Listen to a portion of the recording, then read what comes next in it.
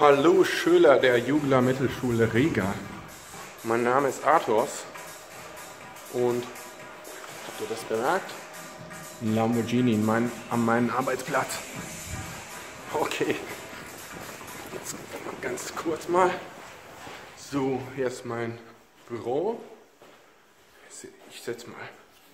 Vācu valodas ļoti daudz sāk jau skatīties bērnībā vācu televīziju Pro 7 RTL, un es domāju, ka tas man ļoti palīdzēja iegūt labāku priekšstatu par pasauli, jo tā informācija, kas, manuprāt, 90. gadu sākumā bija vācu televīzijā, bija krietni bagātāka nekā tā bija Latvijā.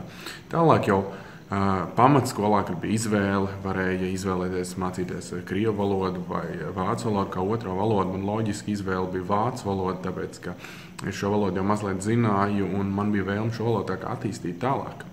Manuprāt, valoda vispār ir tāda ļoti liela bagātība. Zum Beispiel, ich spreche ja 5 Sprachen, also Englisch, Deutsch, meine Muttersprache Lettisch, dann Russisch, y también hablo Español, also ich spreche auch Spanisch. Ich habe in Spanien 3 Jahre gelebt.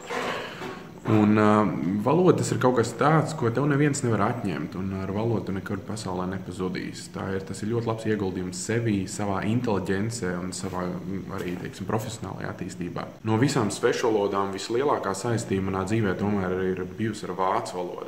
2005 habe ich das deutsche Sprachdiplom erworben und dann 2005 bis 2006 in einem Austauschprogramm in Lübeck studiert, an der Fachhochschule Lübeck.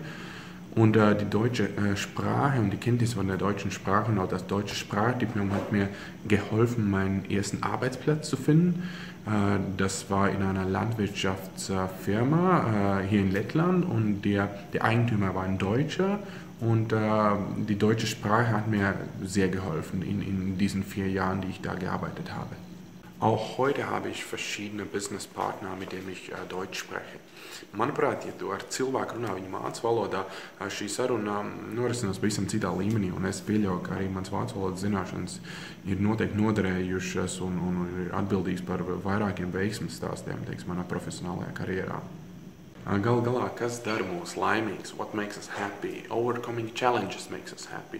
Und ich denke auch, dass das deutsche Sprachdiplom ist eine Challenge. Un kā jau jebkur izaicinājumu to pārvarot, pirmām kārtām tā ir profesionālā izaugsme, un tas ir kaut kas tāds, kas jums būs noderīgs visu savu atlikušo dzīvi. Es domāju, visiem nav jābraukā ar Lamborghini, bet tas noteikti ir kaut kas tāds, kas darīs jūs laimīgi un laimīgs. Pelnīs ir būt tik viens. Tā kā lai jums veicās un čau!